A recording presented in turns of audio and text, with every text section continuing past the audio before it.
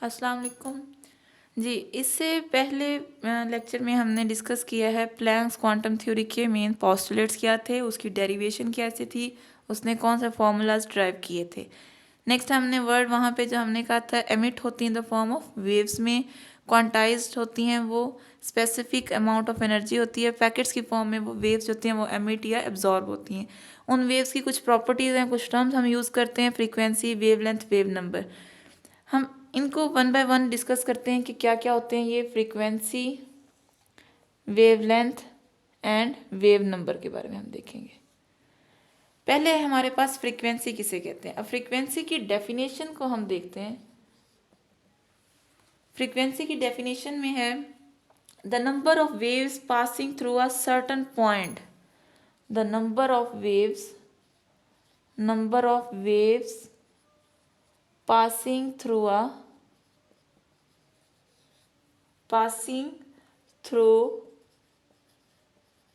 a certain point। हमारे पास है waves जो हैं वो पास हो रही हैं, एक ऑब्जेक्ट उसके आगे रख दिया जाता है, इस ऑब्जेक्ट में से कितनी वेव्स पास होती हैं, इन नंबर्स ऑफ वेव्स को हम कहते हैं फ्रीक्वेंसी है उसकी। ठीक है, यानी नंबर ऑफ वेव्स हमें किसे कहेंगे कि ये इस ऑब्जेक्ट के अंदर कितनी वेव्स पास हो रही हैं, हम इन्हें कहेंगे वेव्स की फ्रीक्वेंसी है। अब इसकी रिप्रेजेंटेशन हम किसके साथ करते हैं, इसकी रिप्रेजेंटेशन के लिए हमने जो वर्ड यूज़ किया था दैट वाज वी। अल्फ़ाबेट जो यूज़ होता है वो क्या है, वी। इसके लिए जो हमारे पास यूनिट हैं, यूनिट्स हम डिस्कस करते हैं और हम फॉर्मूला देखते हैं।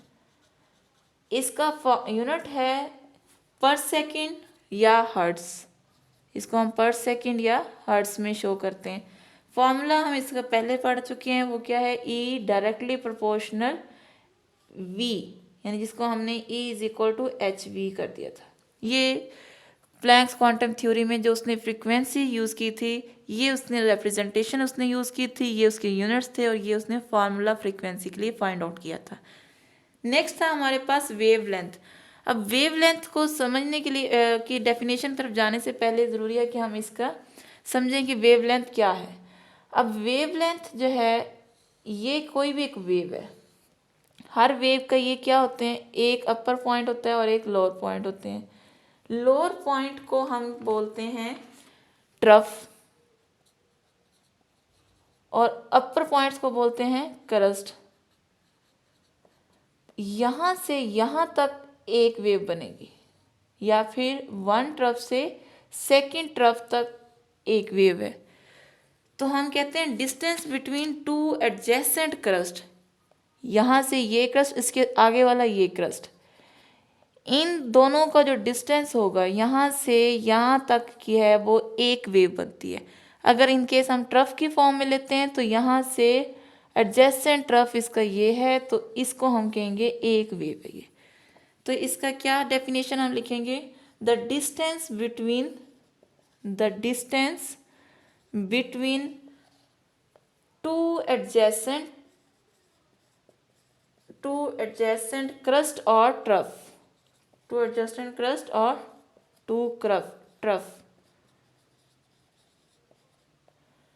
इसको हम कहते हैं वेवलेंथ। इसकी रिप्रेजेंटेशन हम किससे करते हैं वेवलेंथ की, लैम्डा से।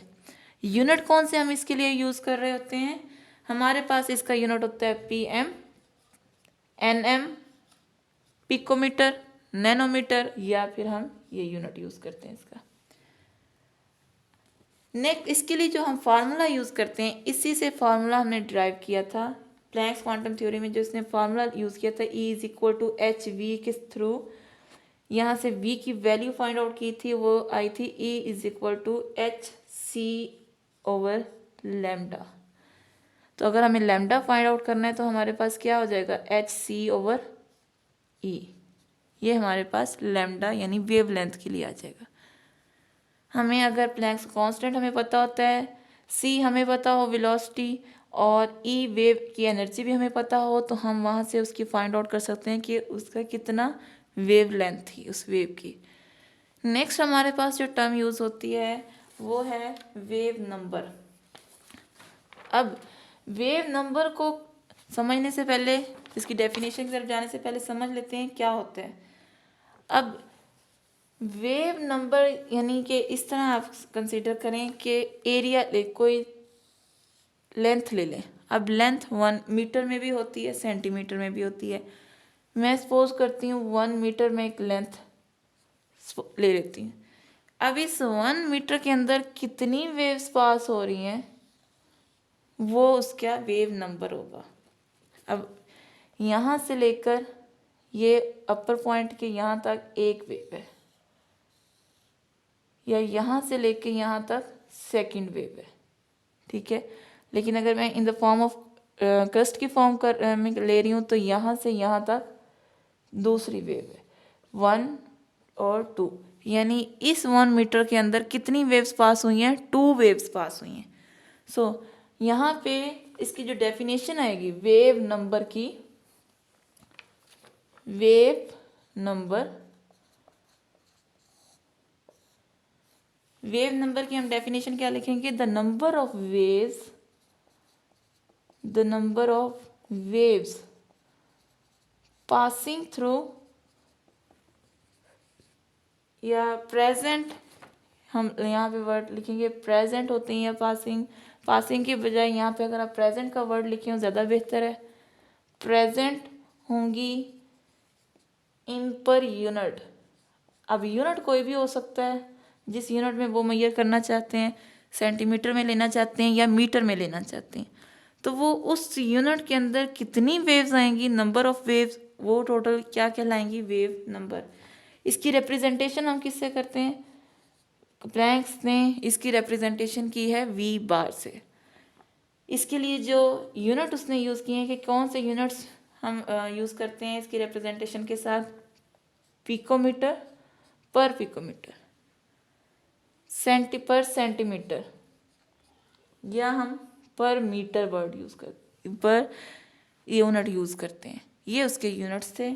और इसके लिए उसने फार्मूला कैसे फाइंड आउट किया था?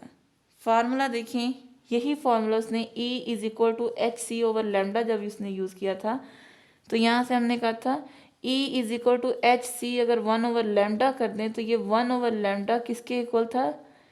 hcv बार के।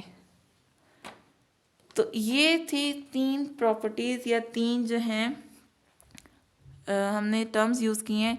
फ्रीक्वेंसी जो प्लैंक्स ने एक्चुअली यूज़ किए हैं, frequency, wavelength and wave number, और उसने किस तरह इनके यूनिट्स बताए, फार्मूला किस तरह डिराइव किए थे, अपनी ही कैलकुलेशन से उसने इनके फार्मूलाज भी डिराइव किए।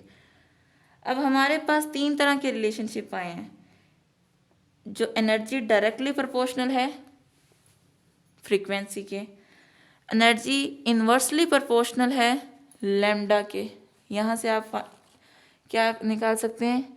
E इन्वर्सली प्रोपोर्शनल है लैम्डा के। यहाँ से E डायरेक्टली प्रोपोर्शनल है फ्रीक्वेंसी के, और E डायरेक्टली प्रोपोर्शनल है वेव नंबर के। जितना वेव नंबर ज़्यादा होगा, जितनी वेव्स ज़्यादा होंगी, उसकी एनर्जी भी उतनी ज़्यादा होगी।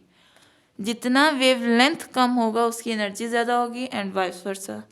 और जितनी फ्रीक्वेंसी किसी भी वेव की ज़्यादा, उनकी एनर्जी भी उतनी ही ज़्यादा होगी। यहाँ तक हमारा टॉपिक था प्लैंक्स क्वांटम थ्योरी का। इससे नेक्स्ट हमारा टॉपिक होगा बोहर का। तब तक के लिए अल्लाह हाफिज़, इंशाल्लाह नेक्स्ट वीडियो में मिलते हैं।